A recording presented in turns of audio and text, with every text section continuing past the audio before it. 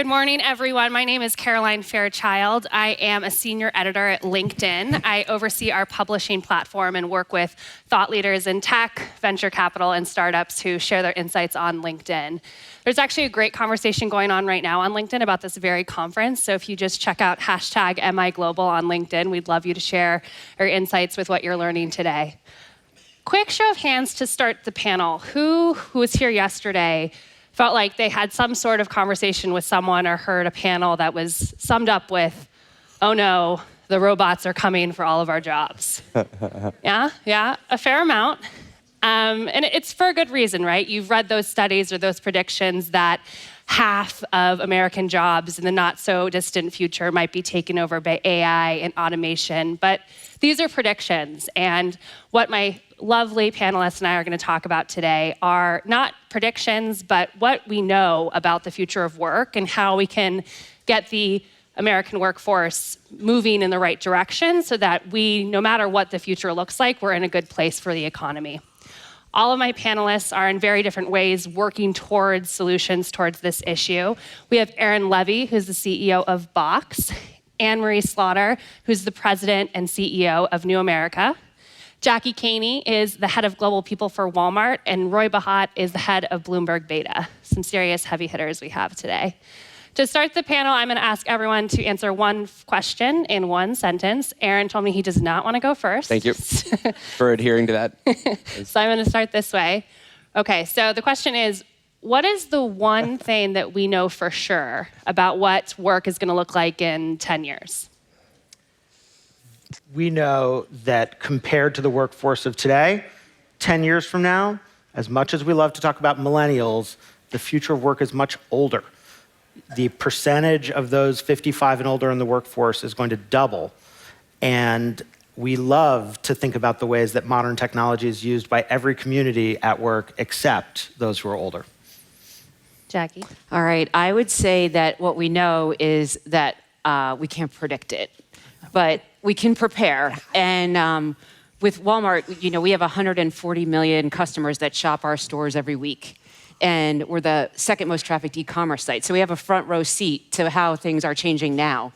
And how we're working toward that is preparing our people today by investing in training, wages, and education. And I think that's the best we can do because we can't predict, but we can definitely prepare. So Aaron should have gone first. Both of he and I were going to say that. I was going to say the one thing we know is that we don't know. I will add a sentence to say, but unless we prepare, we will have revolution. Okay. Wow. Okay. Well, that's pretty dramatic. So I don't know how I'm going to top that one. I think I think it's a Bill Gates quote, but then some people think that he stole it from somebody else. But the general quote is, we dramatically overestimate the change that will happen in the next couple of years and underestimate the change over the next decade. And I think that is completely true of work, which is we sort of know the technology trend. So we know that artificial intelligence is going to make our software. Was there a one sentence limit on this? There really was. Okay. There really Right. was, and you're not adhering to that. How big is the sentence? Like Trump length, or what are my requirements? So long story short is, we know the tech trends. We don't know all of the impact that they're going to have, other than, at least in the world that we see, which is enterprise software, we should be spending a lot less time doing things that computers can do way better than us, and more time doing things that humans are way more capable and suited for. Okay. And so that will continue to be the trajectory that I think technology drives within the workplace and the enterprise. Okay. Thank you so much, Aaron. You're welcome. So Anne-Marie, let's start with you. The predictions are all over the map. We just realized that. New America is doing some work with Bloomberg Beta about this issue. What do we really know here right now about what the marketplace looks like? Great, thanks. And I'll add one sentence on revolution. Just remember that the Industrial Revolution gave us Marxism. The digital revolution is just as big as the Industrial Revolution. So start with that. So this is just an incredibly important question, again, to prepare for. And I was at an NYU McKinsey Global Institute conference last Friday, and on a panel, you had Albert Wenger of Union Square Partners saying, We're heading for a world beyond work as we understand it now, a work of purposeful projects. That could be raising your family, that could be writing a novel, that could be any number of things. A lot of it unpaid. We have to get ready for a world without work as we know it now. And Michael Chewy of the McKinsey Global Institute saying in 20 years we're going to have a massive labor shortage because of aging societies. We will need every single robot and every single human, and we might still be short. What we're doing at New American Bloomberg Beta is saying we can't predict. We cannot predict. Those kinds of predictions are radically different. But why can't we predict it? Can you break that up a little bit? Because when the estimates are between 10% and 50% jobs are going to be automated, we have no idea of knowing which of those is true. And that's when Aaron just said, we underestimate, we overestimate. We know change is happening so much faster than we expected. Most truck drivers we interviewed thought that self-driving trucks were 20 to 25 years down the road. Could be 5, who knows? But what you can do is say, look, there are different scenarios that are realistic based on what we know now. You could have more work, you could have less work, you could have more tasks, more jobs. We can imagine those scenarios, and then we can think, what can we do now that will maximize the chances that regardless which one happens, we are as well prepared and thinking as inclusively as possible to kind of buffer what's coming. Mm-hmm. And there's conclusive proof about our inability to predict, which is just look at every other time we've ever tried. And in fact, just by coincidence, 10 years ago, Business Week, before it was bought by Bloomberg, did an issue on the future of work.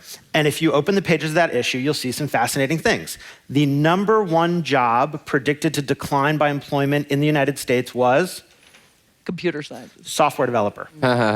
Right? And you look at it now and you just think, how did that happen? But they assumed all those jobs would be offshored. Now, of course, that issue also said if you want to be a style icon, you should model your hair after Donald Trump.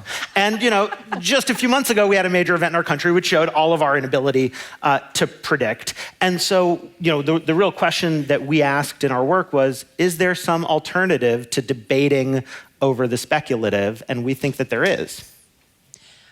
Aaron, you've been quite outspoken against kind of the doom and gloom of AI and automation kind of taking over all of the jobs and the tech community kind of being the bad actor here in terms of what this means for frontline workers, what this means for people in college right now, perhaps getting skills that they won't be able to use in the marketplace.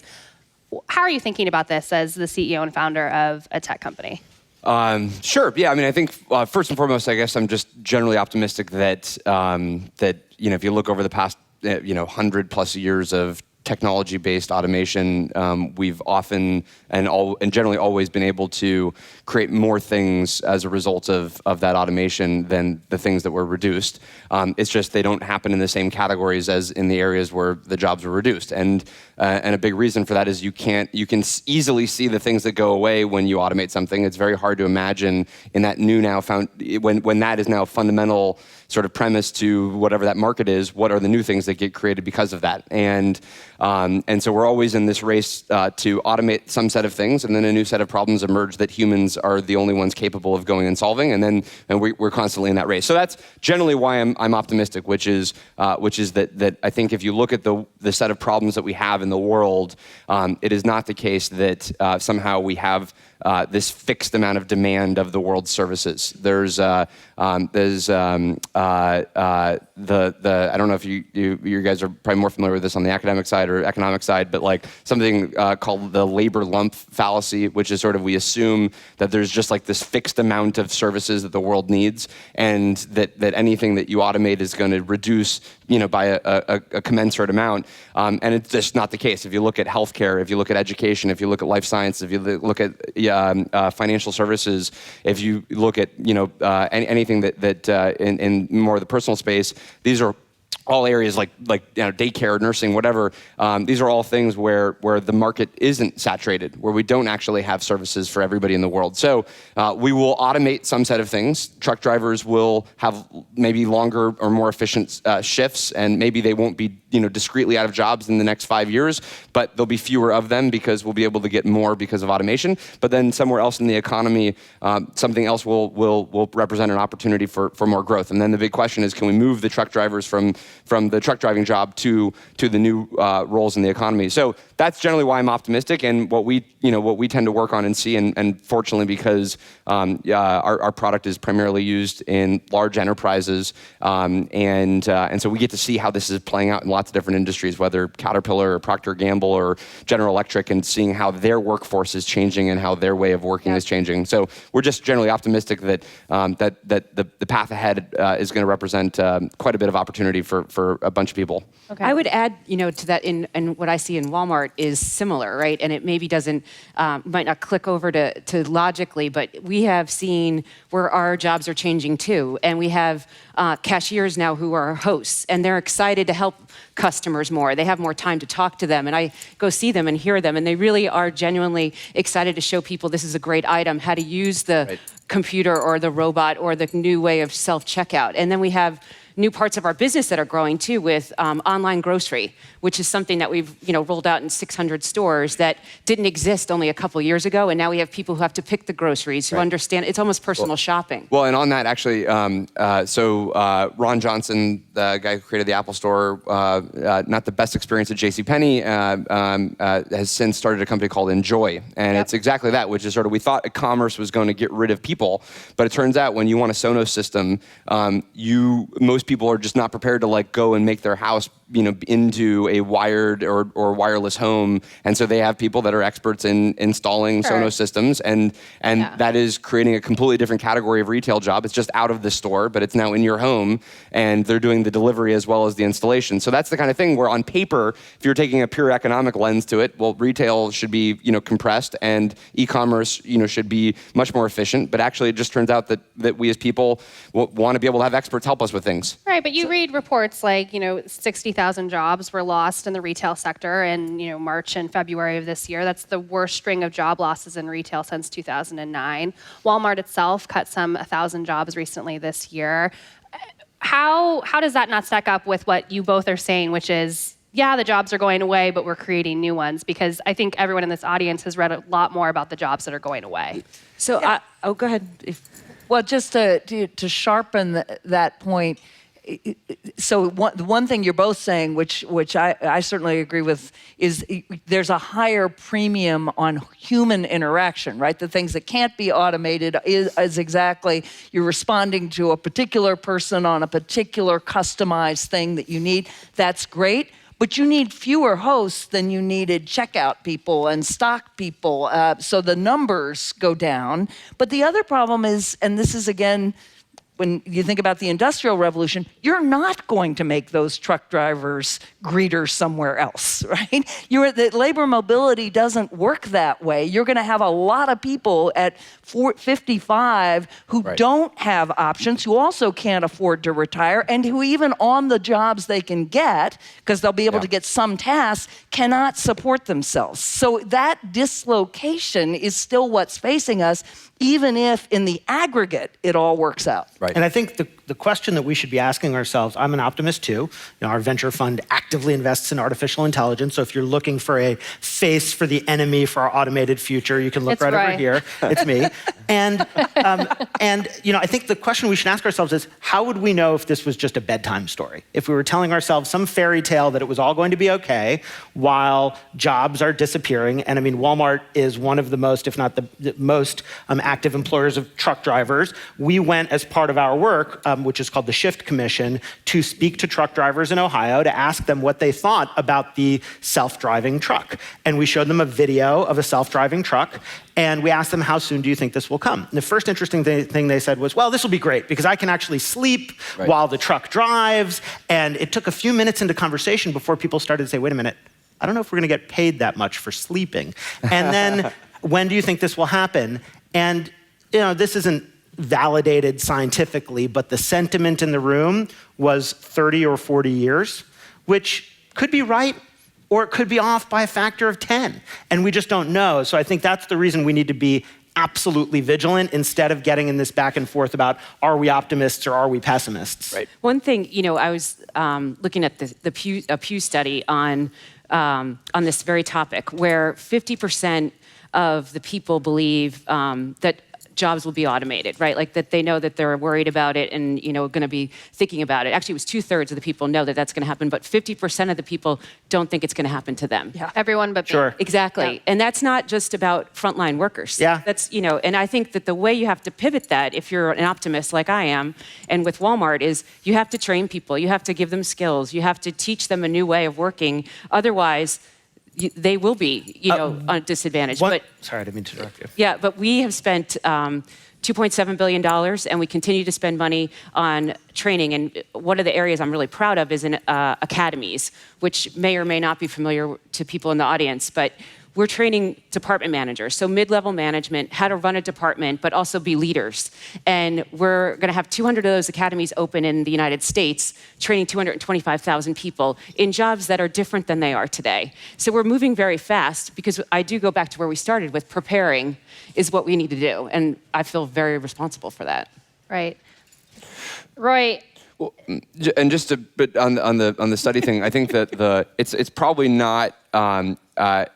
It's ultimately not that counterintuitive that people don't think it's going to impact them for a bunch of reasons, including the fact that usually it's not the entire job that goes away.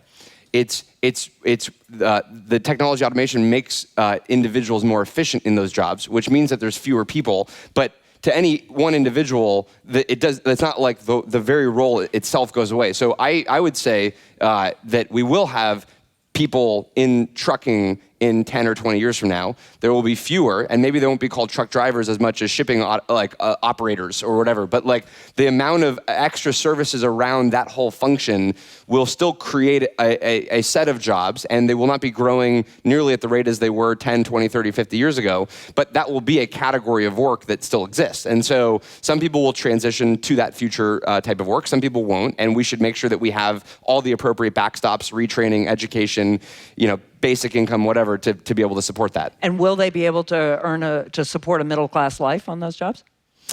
but what Aaron's I'll let you talking answer about that isn't one. I don't even a know. job. Like, I Yeah. was going to ask you, this is what he's talking about is kind of the construct of a job fundamentally changing. And that's something that you discuss in this new report that you're coming out with the difference between jobs and tasks. But we all know that we get so talking about the theme of this conference, which is meaningful lives. I feel like everyone in this room can agree we all get a lot of meaning out of our job. But if the construct of a job is changing, what does that really mean for what we can expect work to look like in the future? Well, If it is a mix of of sleeping in trucks and also doing something and might not being a truck driver, but working in trucking, like how do you self-identify? Rideshare in the morning, selling something on Yeah. Etsy in the afternoon. I think that the one word that I think is a little bit of a dangerous word here is the word will, because we are implying will in the sense of future. We surveyed many American workers, and we'll release the specific data soon, but the vast majority believe their kids will do better than they will. And of course, the economic data now show that we now live in the first generation where statistically in the United States, our kids will do worse than we will. So you could say we will be heading toward a great American disappointment, but maybe that's actually what's already happening right now to the 60,000 workers in retail who have lost their jobs. And so I think I just want to be careful not to make this too speculative, that we really have to deal with these things now. And when it comes to meaning, for folks like those of us in this room, the question of meaning from work is truly central. For everybody else, for the vast majority of people, stability and just being able to provide an ordinary life comes ahead of being able to say that what you're doing is important to you. And so we have this kind of fundamental condition of, Anne-Marie said, will these jobs provide a middle-class life? That's the question for us right now. Right. And in some ways, we may, you can think about going back to the future in that before the Industrial Revolution, you didn't have a job. You might have had a trade, right, but you lived and worked in the same place. You were either a farmer or you did cottage industry. A lot of your life was not conducted in cash. right? But and what brought in actual money was either you were a trade or you were selling either something you grew or something you made. But work and life were much more merged. And frankly, on other subjects, in terms of raising children, you raised your children, your men and women were in the same place. They raised their children. They raised them to do whatever they were doing. That notion of here's my life and here's my job, that's an artifact of the Industrial Revolution. Mm-hmm. And it may well be that we go back to an idea of here's how I bring in income and here's the other parts of my life. And as I said, Albert Wenger was talking about purposeful projects, what gives us meaning, but that's not tied to a job as we know it. Now, then the question is still all great, but can you support your life? Can your kids have the kind of lives that people in this country immigrate to this country and grow up expecting to be able to have? This makes me think about more than just what employers can be doing to be training people and getting them ready and preparing for the future. This conversation is making me think more about the rest of society, right? And how are we preparing our young folks in school to be ready for the jobs of the future and the role that we have to play together? And I've had the opportunity to listen to other panels while I've been here, and this topic has come up lots of times. The what we're teaching in the K through 12 or K through 8th grade has just become so much more important than ever before. And you think about computer science, and you think about, and I have 2 daughters, 2 girls going through that.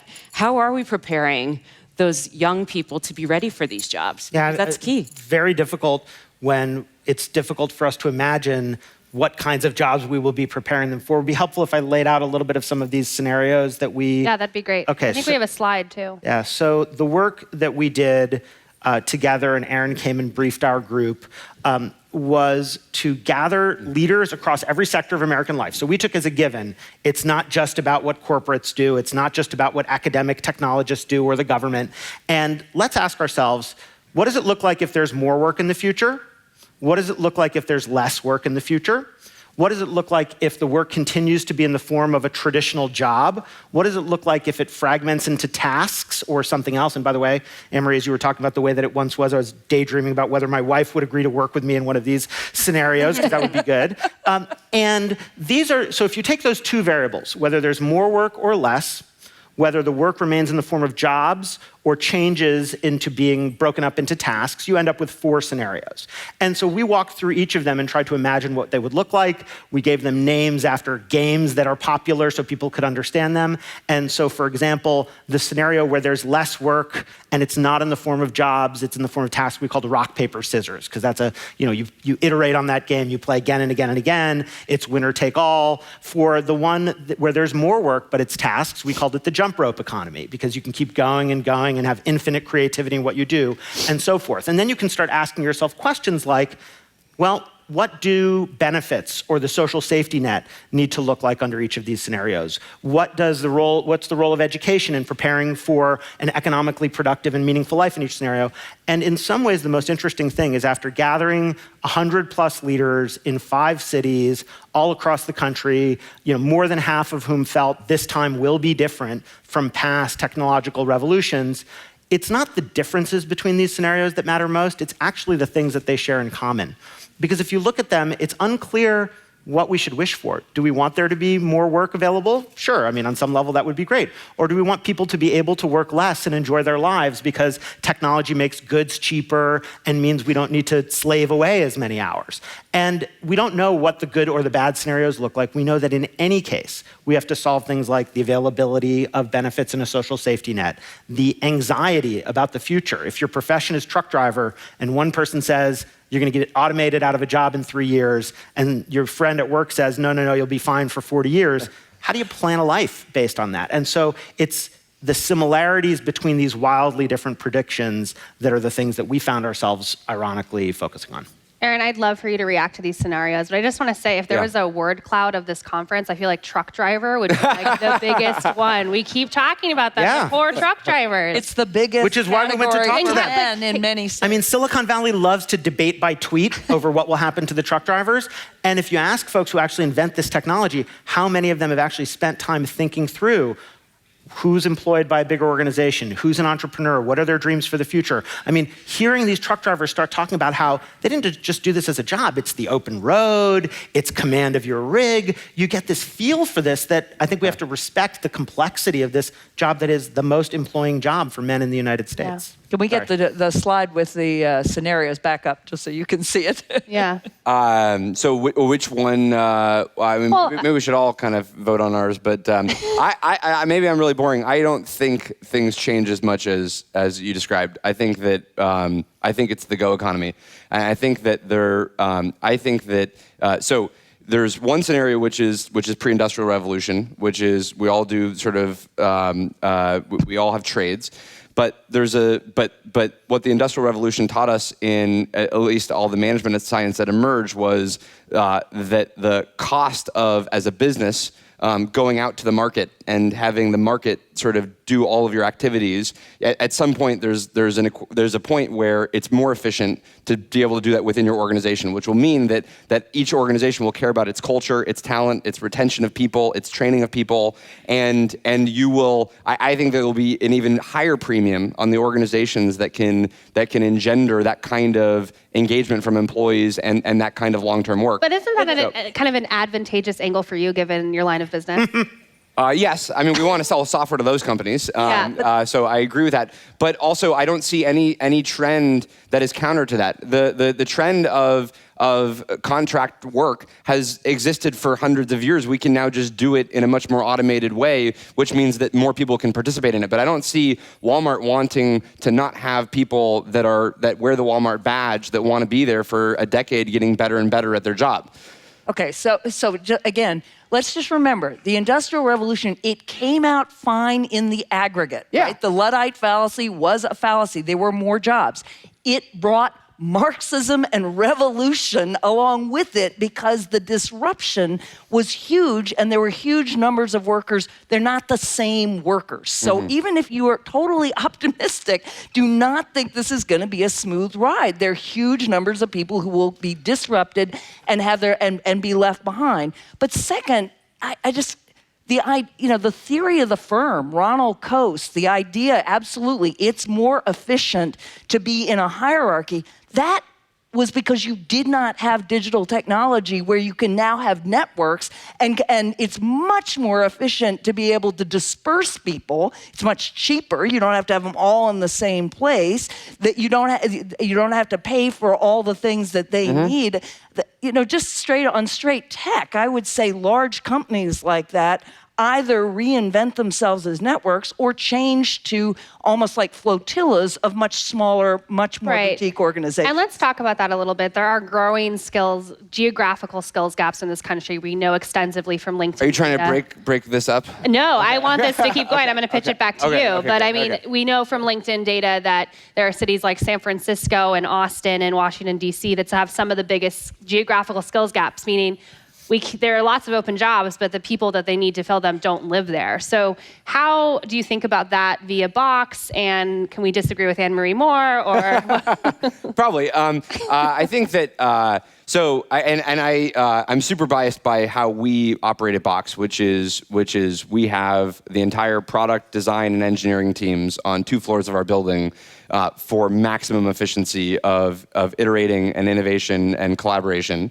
And we also have a distributed company that operates globally. And so I think that there's a huge premium on people feeling a part of a long-term mission of an organization and understanding where are the new lines and where are the new lines of demarcation that separate my organization, my company, from somebody else's who can be a partner. And that's ever changing because APIs take the place of traditional contracts that we used to be able to do. So I don't need to own my infrastructure because Amazon can do that. I don't necessarily need to own logistics services because maybe Lyft or Uber or somebody else would be able to do that in the future. It's a distributed network. It's a distributed network. But I think it's a distributed network of discrete services, which doesn't change that you will want to have a core competency in something. Yeah. And maybe that core competency ends up being smaller than its commensurate core competency 2 decades ago because you can go out to the market for a lot of other things. But I would just say, if you look at the companies that that should be the sort of most representative examples of a modern organization, whether that's a Google or a Facebook or a Microsoft. Yes, they're doing more with less talent,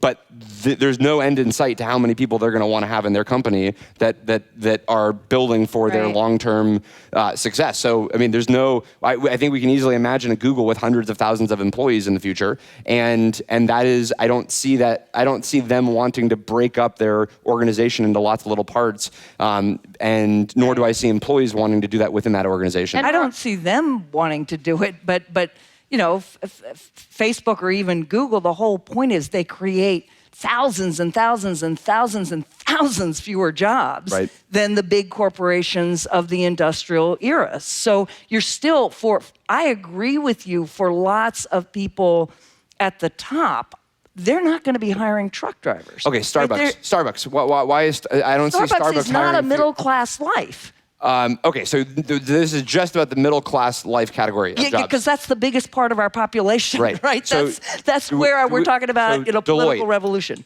Deloitte is, I mean, we need, look, Ford, think about the huge employers of the Industrial Revolution, right? You need jobs that will support a middle class life. Look at the 2016 election.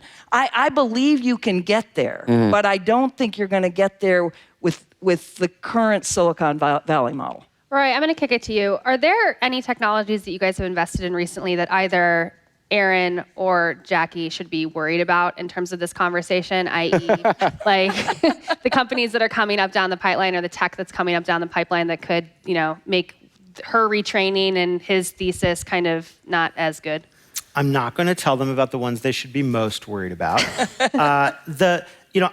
So here's a general view, and then I'll answer on specific companies. General view is, if you look at the first generation of large technology companies, they made technology. They made chips and sold it. Second generation of technology companies made information and sold it in some form, with the exception of Amazon, which is the exception to almost every rule. Both. The next generation will take on literally every other industry to the point where there will not be a technology industry. So for example, one of the reasons why companies like Wal-Mart and Apple have had great commercial success is mastery over the supply chain. The global supply chain is still a fragmented, manual process. The biggest freight forwarders have double-digit billions of revenue and low single-digit percentages of market share. So we're investors, for example, in a company called Flexport that is just a freight forwarder on a certain level. They take goods from one country and move them to another, but built from the ground up with technology. And in every single industry, I think the question is going to be, and for all of you who hold positions in established companies, the question is going to be, is the winner an established company that reinvents itself from the ground up with technology, or is the winner a new entrant built with technology in a different culture? The first generation of startups, conclusively, the verdict was won by the new entrants. It's unclear with artificial intelligence whether that will be the case. I think there's a case to be made that the biggest organizations will get much bigger and more powerful. Walmart a decade ago, biggest company in the world, by revenue, by employees, and then doubled in size, adding another biggest company in the world. And at the same time, so that's at the big end. At the small end, we have companies like Instagram that sell for $1 billion roughly with just a hair over a dozen employees. And so in that kind of great division is the question about what modern organizational life looks like, who's going to win, who's going to lose. I think it's a combining. And I sit in one of those companies that didn't start as an internet, way. But I see the combining of those digitally native companies with companies like Walmart. When they come together, the power of that is pretty amazing. And I've seen that countless times. So I'm optimistic that there's a way of combining that makes you the winner. It's not just the one or the other. You say a little more about it. So we use Box in our company. It's a tool that we use. Jet.com is another kind of different kind of company that is. You can't call us a tool. Our valuation drops. Sorry, we're a platform. We're a platform that you use. Thank you. I meant to say that. Thank you. You can tell we didn't talk about that before. I got it wrong. But using platforms and technologies to help us not automate, but like automate and work better together is 100% on my mind at the size and scale of our company. We have to collaborate better. But then you look at a company like Jet.com that we bought in the fall and how that smart cart works and how customers are in charge of how the prices go. And if you choose to use your debit card, it's, you take down the money. Sorry. And I see the combining of a company like Jet.com, Walmart.com, Walmart, and the growth. I mean, the continued growth online and in store.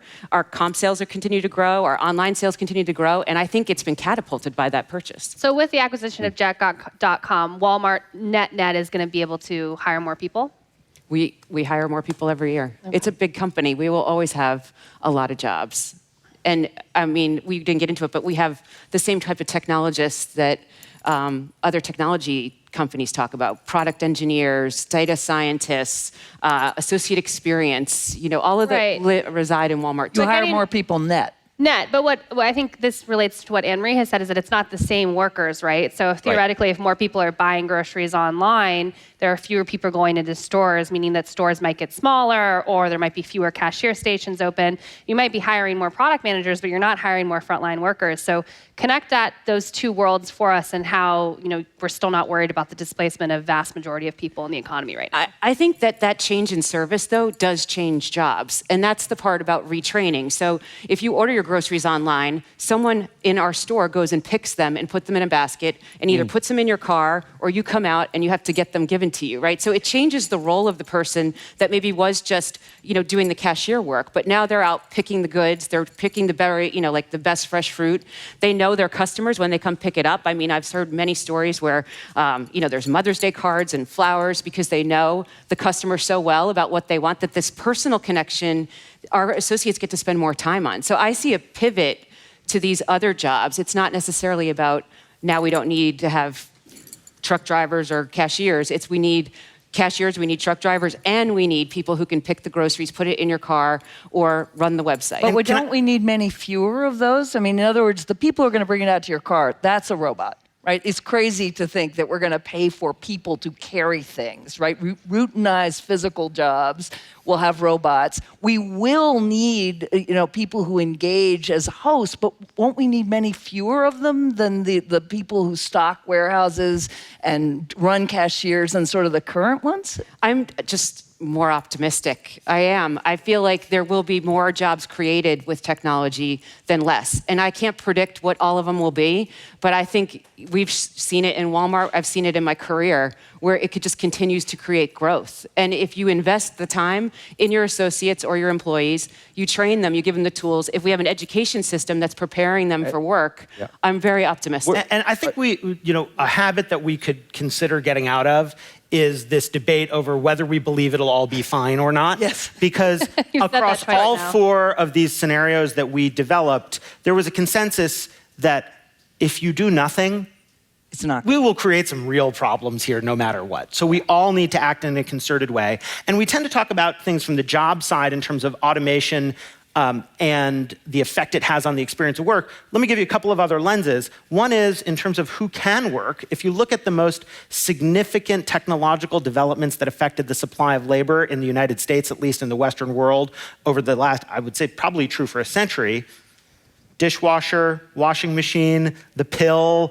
home technologies that enabled a more equal gender balance in the workplace. And then you look at the demand side, and one of the things that our fund invests exclusively in the future of work. If I was an investor in consumer products and technologies, I think I would be worried because the widening income inequality creates an issue that the demand there is for consumer goods and services comes either from the very high end of the market, a gold watch, or from ultra low prices, which obviously some companies are good at serving, but that meaty middle of American buying power that drove so many businesses for so long. If you are long that meaty middle, I think you should be asking yourself where that buying power is going to come from, because it's not clear that exists anymore. Here's the good news. Not in quite the same way. The good news is I know one thing we all agree on, that the government is not helping anything on this front. Would we agree? I mean, come on! Today's government. Make it so simple. What? So the government is helping smooth. They invented the internet. The government certainly. so just as a start, we need to revolutionize higher education. Okay, right? there we go. Now we're Right. speaking the Well, language. one of the things the government's doing with a college scorecard is showing you that actually 1 in 4 colleges does not increase your returns from education because you will not graduate and you will have debt. So the government actually is not going to directly do things. I'm not a universal basic income believer, but the idea that that we can't get there again for decent middle-class jobs without the government setting at least a framework? No, I don't agree. Somebody I really respect on universal basic income said, it's Plan Z. The issue is, I don't know that we have plans A through Y quite yet figured out. So I think that's one area to think about, is raising the floor. The other is the things government is best at, and really only government can do. We love to talk in technology about venture capitalists or these risk-seeking investors. The reality is we invest in things that advance in 18 to 24-month increments, and only a small subset of things do that. The investor that takes the biggest risks is the United States government, here in our country at least. And when you look at, the White House released a pair of reports at the end of the Obama administration on government investment in artificial intelligence and tallied $1 billion of investment. If we believe that this technology is the technology of the future, and I think it's certainly at least as big a technology as mobile, it might be as big a technology as the internet, it might even be as productive as all of software that has come to date, then the fact that we are only investing $1 billion a year in it is a great threat to our future growth and competitiveness. And that's the kind of government issue I think we ought to be focused on. And Aaron, you were... Do you agree, Aaron? I do. Yeah. And you were recently in Capitol Hill talking to policymakers about this issue. Do the people that you spoke with on the Hill, do they think that this is the biggest technology that's going to revolutionize work? Oh, well, we did not get into such a simple question. I didn't ask that exact question, but what I generally sort of felt from the vibe of the conversations was that there is not enough energy in the direction of productive solutions, whether it's how do we grow our talent from within, how do we bring talent from the outside to be able to help us with our organizations and our companies, whether it's thinking through digital policy on how we're going to regulate different industries and different usage of this technology. I think we're probably 5 to 10 years behind where we really need to be in terms of thinking this through from a policy lens. And it's not helping, obviously, when you have folks like Steve Mnuchin that say AI is not going to be impactful for the next 100 years or whatever the line was. So a focus on that, or bring back coal miner jobs, as opposed to really thinking through the implications of what the future of work and these industries are going to look like, and thus what either policy changes we need, what kind of retraining we need, what ways can we actually smooth out that transition. That's where we need the government's energy, as well as investment from an R&D standpoint in some of these areas. But it's not. Nobody considers this to be a dire issue, and I think part of the reason is back to the original point that you had around. We think of Silicon Valley and we think of the tech industry as sort of this like it's just Google, it's just Apple, it's just Facebook, it's the same set of issues, the same set of causes, when we really need to be thinking about it as the same issues that Google has today are the issues that Ford and GM and GE and Eli Lilly either have today or going to have very soon. And so we need to start thinking about tech policy as not tech industry policy, but technology policy that drives across every industry. And Capitol Hill and DC is not really quite picking up on that, because you do have this distinction between the California representatives are sort of on it. They kind of get every one of these issues, but as soon as you go east of Fremont, you don't get the same sort of sentiment around automation and AI and future of jobs and STEM education, because they don't feel like it's impacting their constituents in the same way that it does in California, when that's literally not going to be the case in 10 years from now. And we've talked a lot about some of the geographical issues and the STEM issues and the issues facing frontline workers, but Anne-Marie, you've devoted a lot of your career to advancing the workplace for women and making sure that it's a level playing field. Are some of these issues that we're talking about today, are they going to help women in the workplace and make it better for both genders to be successful? So now I get a chance to be optimistic, since I've been the one pushing people to realize just what we could be facing. I do see one big scenario for the future of work. I see a couple really, really optimistic ones, but one is the care economy. I don't think about it as women. I think about it as caregivers. I think about what is it that will be good for caregivers, and in my view, that's men as much as women. And it's whether you're caring for your parents or your children or anybody else in your family. But the care economy is one area where you really can see massive expansion, and we saw this, the demographics alone, when you look at the baby boomers aging and millennials having children, huge need just for child care and elder care, but that's just the tip of the iceberg. You have to understand care as investing in others. So all teaching jobs, all medical jobs, a huge growth in coaching, right? Coaching, many of you know, executive coaching, life coaching, career coaching, code for therapy, but what it means is we're investing in the performance of others.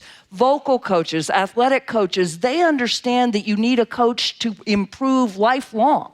Right? And increasingly, we had one scenario where a group of our people said, you can imagine a future where everyone's a coach, everyone has a coach to improve their performance for whatever they do.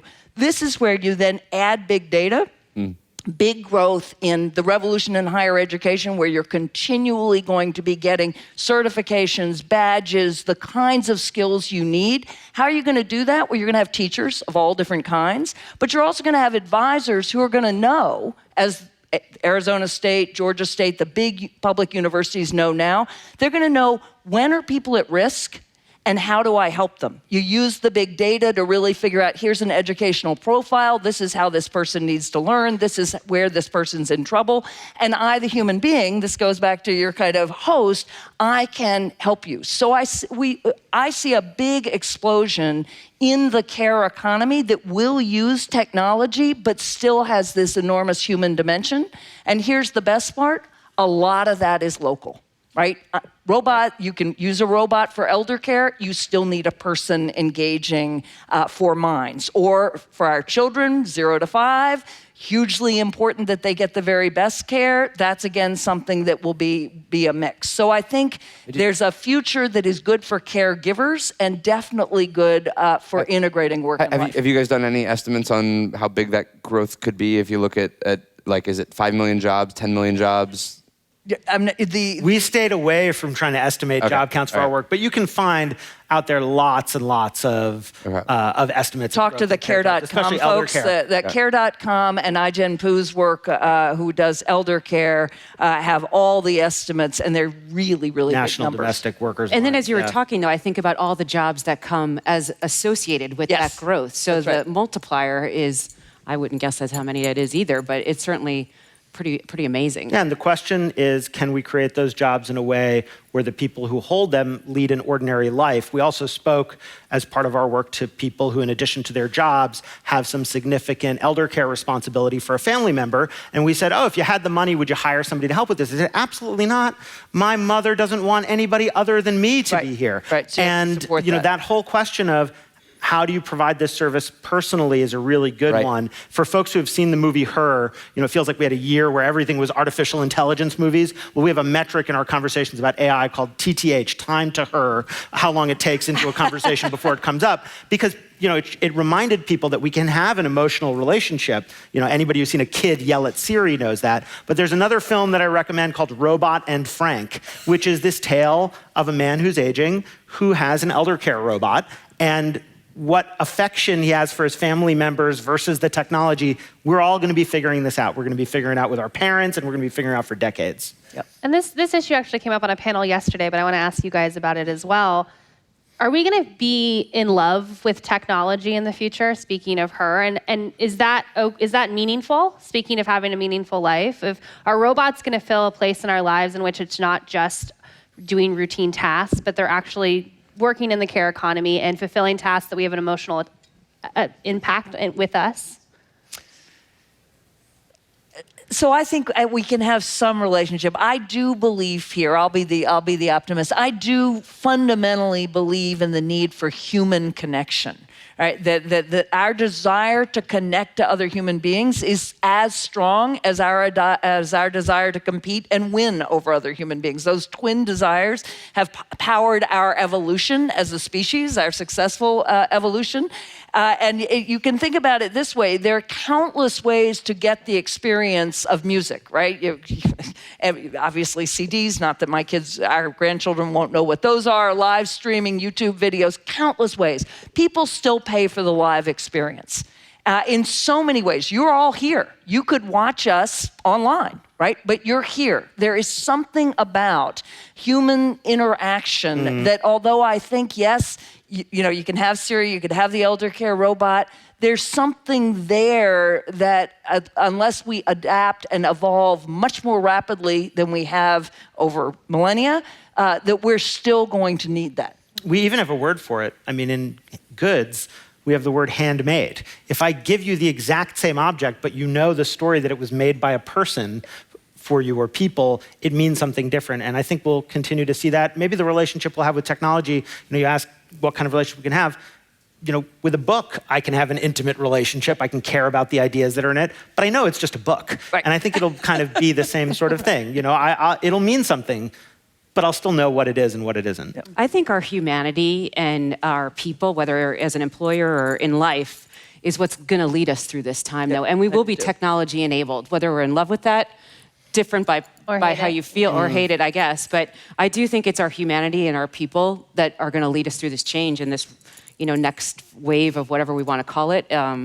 So again, I guess. Carolyn, can I ask you, because you work among all of us in one of the most, you're in the context of Microsoft at LinkedIn. What are you seeing in terms of your colleagues and how they're bringing this into their work? Well, I think what's really exciting in terms of LinkedIn, obviously we're a social network. We're the largest network of business professionals on the internet. We have 500 million. The ability for us to look at your profile and say, this is what you need. You're applying to this job or you're looking at this profession. We are able to then map that up to courses on LinkedIn Learning and say, you might want to think about getting these skills if you're interested in these professions, or here are the people in your network who. So I think there is tremendous opportunity for tech-enabled platforms like LinkedIn Learning to fulfill some of these goals. You don't happen to have any stats offhand on the growth in number of recruiters in the world because of LinkedIn? Not offhand. Okay. Yeah.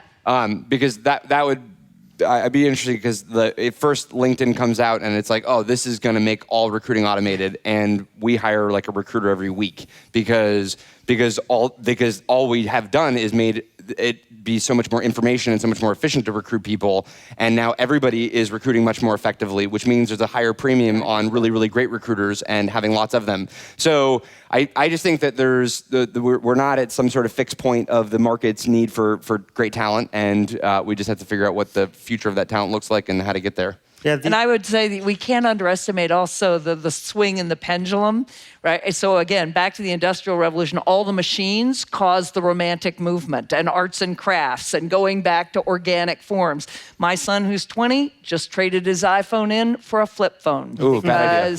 Well, yeah, but from his point of view, it's too distracting. And partly he's just being different, right? Human beings tend to, as we all know who have teenagers, tend to reject what came before. Yeah, I heard a story about parents telling their kids to be more respectful toward the Alexa, to the Amazon Echo in their home. And I mean, it kind of sounds strange, but then it also kind of makes sort of sense. And I think these surprises that you make recruiting easier and then there are more recruiters can happen. But if we're worried about the self-driving truck, we might as well worry about the self-auditing accountant, the self-lending mortgage officer. Totally. Right. Any one of these would have a profound effect on us.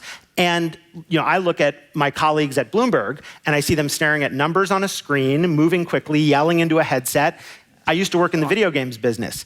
Doesn't look that dissimilar in some ways. And these ways that we see kids starting to come up, interacting with numbers frequently, technology back and forth, making quick decisions, that could be the future of lots and lots of jobs. We just don't quite know what they look like yet. Right. This has been a great discussion. I'm going to have to cap it there. I hope you guys all have a job in the future.